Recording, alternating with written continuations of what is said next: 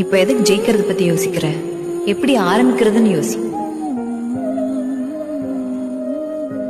இங்க பாரு, முதல்ல ஏறிற கல்லை விட ரெண்டாவதா ஏறிற கல்லு தான் தூரமா போய் விழும். ஏன்னா முதல் கல்லுக்கு இலக்கு கிடையாது, ஆனா ரெண்டாவது கல்லுக்கு முதல் கல்லை தாண்டதுதான் இலக்கு.